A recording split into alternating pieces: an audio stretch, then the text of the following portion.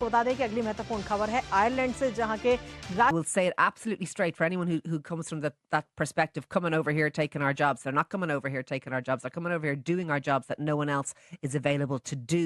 And we couldn't run our health service without it.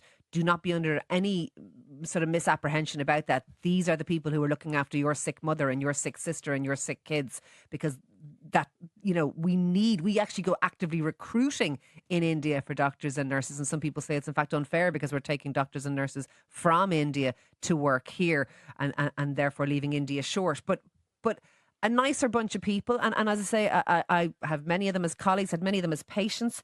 There was Indian राष्ट्रपति ने भारतीय समुदायों पर हो रहे हमलों की कड़ी निंदा की है। आयरलैंड के जो राष्ट्रपति हैं माइकल, उन्होंने साफ कहा है कि भारतीय समुदाय देश की प्रगति में अमूल्य योगदान दे रहा है और उनके खिलाफ किसी भी हिंसा को बर्दाश्त नहीं किया जाएगा। दरअसल पिछले कुछ हफ्तों में आयरलैंड में भारतीयों पर हो रहे हमलों ने पूरे देश को हिलाकर रख दिया और इन घटनाओं के खिलाफ राष्ट्रपति का ये बयान भारतीयों के लिए एक मेहमान है। सैयद फारूक बुखारी चेयरमैन है ये फार्मा एसोसिएशन के। बहुत शुक्रिया बुखारी साहब, आपके वक्त का। ये सारी सूरत हाल है जो मैंने बयान की है, मार्केट में जाता है, क्या कहेंगे आप इस पर? वही यूरोप है जिसके कथित सेक्युलरिज्म की दुहाई देते हमारे लिबरलिज्म की अर्थी आज हम आयरलैंड में निकलते देख रहे हैं कि कैसे पिछले 2-3 हफ्तों में आयरलैंड में रह रहे इंडियंस पर रेसिस्ट अटैक्स का एक पूरा पैटर्न उभर। इंडियंस के खिलाफ आयरलैंड में अटैक्स का सिर्फ यही एक केस नहीं है दोस्तों। आयरलैंड में ही सोशल मीडिया पर हमारे खिलाफ एक पूरा एंटी इंडिया कैंपेन चालू है। जब Indian chess player D Gukesh ने मैग्नस कार्लसन को हराया तो उन्हें भी रेसिस्ट कमेंट्स का सामना करना पड़ा था दोस्तों। और ये जोक्स कमेंट्स अब इसकी ताजा है। लेकिन फिर सवाल है कि इंडियंस के खिलाफ ये सब क्यों हो रहा है? इसके 2 बड़े कारण हैं। पूरे यूरोप और वहां पर जो भारतीय रह रहे हैं उनके पक्ष में वहां के राष्ट्रपति नजर आए हैं और उन्होंने पक्ष में आते हुए उन्होंने इन हमलों की निंदा भी की और साथ ही आयरलैंड को कमजोर करती हैं ऐसी घटनाएं, ये बात उनकी तरफ से कही गई है। इन हमलों को लेकर भारत और आयरलैंड का रिश्ता काफी पुराना है, ये बात उन्होंने कही और साथ ही उन्होंने कहा कि आयरलैंड की प्रगति में भारतीयों का, जो भारतीय वहां पर रह रहे हैं, उनका बड़ा योगदान है, ये बात भी उन्होंने कही। इसके साथ ही उन्होंने कहा कि हर क्षेत्र में भारतीयों ने अपना सर्वश्रेष्ठ दिया है। देश के मूल्यों के विपरीत है भारतीयों पर ये हमले। आतिथ्य मित्रता को आयरलैंड की पहचान उन्होंने बताया। तो ये जो हमले भारतीयों पर हो रहे हैं वहां पे, उसको लेकर अपनी प्रतिक्रिया वहां के राष्ट्रपति की तरफ से आयरलैंड, जिसको दुनिया की फार्मेसी कहा जाता है, अब मैन्युफैक्चरर्स इंटरेस्ट में चाइना को बीट कर रहा है। रॉयटर्स की खबर, लेटेस्ट न्यूज आप तक पहुंचा रहे हैं। इसके 2 बड़े कारण हैं। पूरे यूरोप में पाकिस्तानी ग्रूमिंग गैंग्स कुख्यात है क्योंकि अब एथनिसिटी एक जैसी है तो अक्सर पाकिस्तानियों के खिलाफ नफरत के शिकार इंडियंस होते हैं।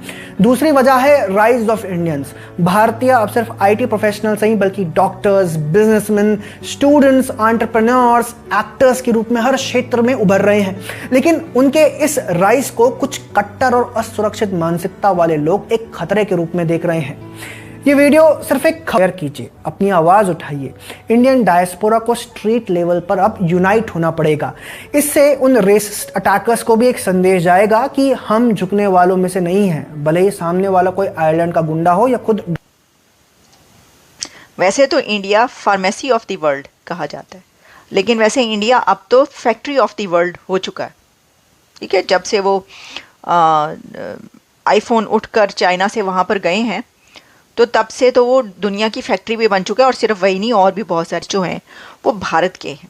क्यों है ऐसा, क्यों है? अब देखें, ये बात इतनी ज़्यादा पाकिस्तान में कही जाती है, वायरल होती है और लोगों को बताया जाता है कि देखें ये हैं उनके एसेट्स, और आपके एसेट्स हाफिज सईद से लेकर और कौन कौन से दहशतगर्द हैं ये आप मुलाहिजा करें। इस पर बहुत सारी बातें होती रहती हैं, डिबेट्स चलती रहती हैं और ये सब स्क्रीनशॉट्स चलते रहते हैं। अब मैं आपको बताती हूँ, ये जो है ज़रा आप गौर फरमाएं, ज़रा देखें, ज़रा आंखें खुल जाएंगी आपकी अगर आपको अभी तक नहीं पता और अभी तक आपकी आंखें बंद हैं तो। और जो मैंने आपको ये कहा, इसमें अच्छा 2022 में ये बताया गया था कि already the world's 3rd largest manufacturer of medicine by volume. और जैसे मैंने आपको कहा कि दुनिया की जो फार्मेसी कहा जाता है इसको, तो ये बात आप याद रखिएगा कि जो इंडिया है उसको 25 बिलियन डॉलर्स की एक्सपोर्ट्स हैं। ये मैंने आपको कहा था, मैं आपको बताऊंगी अभी ये जो बात कही जाती है। और India is the world's largest provider of generic, यानी इसमें कुछ बताया गया है कि किस तरह की जो है मेडिसिन अद्वियात जो हैं वो उसके लिए नंबर 1 समझा जाता है। And in financial year 2023 the country exported pharmaceuticals worth over 25 billion US dollars।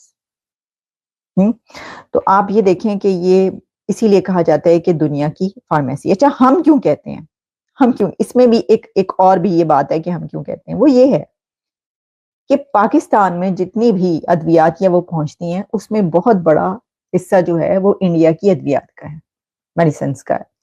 Pakistan में हत्ता कि आप ये भी जानते हैं कि जो अगर कोई ऐसे ट्रीटमेंट्स होना होते हैं, कोई इलाज होना होता है, तो उसके लिए दुनिया में जो है जब पाकिस्तानी कोई निकलता है और वो कहता है कि अमेरिका जाऊं, यूके जाऊं, जहां जहां ऐसे इलाज होते हैं मैं वहां पे जाऊं, तो उसके पास जो कम लागत की जगह होती है जाने के लिए, इलाज के लिए, ट्रीटमेंट के लिए, वो इंडिया है।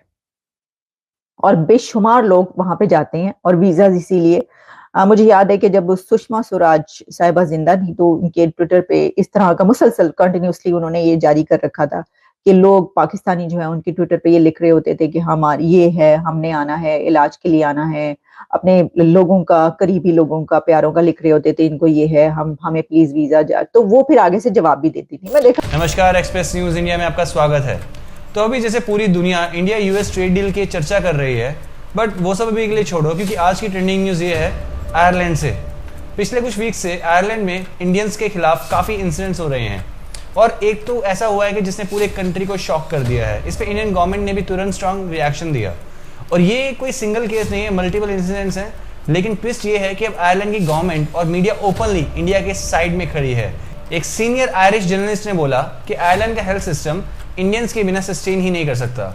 लॉजिक सिंपल है कि अगर इंडियंस काम छोड़ देंगे तो hospitals, pharma industries, health care सब क्रैश हो जाएगा। उन्होंने इंडियंस की मेहनत और ऑनेस्टी की तारीफ की और बोला कि ऐसे लोग दुनिया में कहीं नहीं मिलते। आयरलैंड के प्रेसिडेंट ने भी अटैक की निंदा करते हुए बोला कि इंडिया से हमारा रिलेशन स्ट्रांग है, क्रिमिनल्स को स्ट्रिक्ट पनिशमेंट मिलेगी। अब तो सरकार से लेकर मीडिया तक सब इंडिया के सपोर्ट में आ गए हैं, और वैसे भी फार्मा सेक्टर में इंडिया ऑलरेडी टॉप पोजीशन पर है, पूरे वर्ल्ड को मेडिसिन एक्सपोर्ट करता है। लेकिन एक डार्क साइड भी है। डोनाल्ड ट्रंप के आने के बाद से एक एंटी इंडिया प्रोपेगेंडा चल रहा है। इसमें पाकिस्तानी माइंडसेट वाले एक्सट्रीमिस्ट लोग शामिल हैं जो इंडियंस को डिस्टर्ब करके वापस भेजना चाहते हैं। कुछ रिपोर्ट्स में डीप स्टेट और पाकिस्तान का हाथ भी दिखा रही है। बॉटम लाइन ये है कि एक प्लान्ड अटैक है, ये एक प्लान्ड कैंपेन लगता है, लेकिन आयरलैंड का मेजॉरिटी लोग और मीडिया इंडियंस के साथ स्टैंड कर रहे हैं। आपको क्या लगता है कमेंट सेक्शन में जरूर बताना। अगर आपको वीडियो पसंद आए तो लाइक, शेयर, सब्सक्राइब जरूर करना, ताकि ऐसे ही पावरफुल अपडेट्स मैं आप तक लाते रहूं। मैं हूं नितेश, चले वीडियो को आगे बढ़ाते हैं। करती थी अक्सर उनके उस पे कि वो जवाब दिया करती थी और फिर वो कहती थी कि हमने आपको रेफर कर दिया, या फिर बताती थी कि आप यहाँ पर जो है मेल करें, और इनको हर एक को वो जवाब दे रही होती थी। और उसमें काफी बड़ी तादाद पाकिस्तानियों की होती थी जो कहती थी कि जनाब हम इलाज करवाने के लिए जो आपके पास आना चाहते हैं, इंडिया आना चाहते हैं, हमें वीजा नहीं मिल रहा, प्लीज वीजा दें वगैरह। तो देखिए, जो हम बात करते हैं ना अच्छे ताल्लुकात की, रिलेशंस की या वीजा खोलने की, उसमें ये भी बात है, ये जो रिलेशन है ये हुकूमतों के फायदे के लिए नहीं होते। हम ये बात इसलिए नहीं कर रहे कि इससे हुकूमत को फायदा होगा, मुल्क को फायदा होगा। ये इसके लिए सबसे बड़ी बात ये होती है कि लोगों को, जो आम लोग होते हैं ना, अवाम, उनको बड़ा फायदा होता है। अगर एक मुल्क तरक्की कर रहा है, ऊपर जा रहा है, और उससे दूसरा मुल्क जो उसके साथ हमसाया है, उसके लोग भी अपलिफ्ट हो सकते हैं, उनकी जिंदगियां, या किसी भी तरीके से उनको भी फायदा पहुंच सकता है।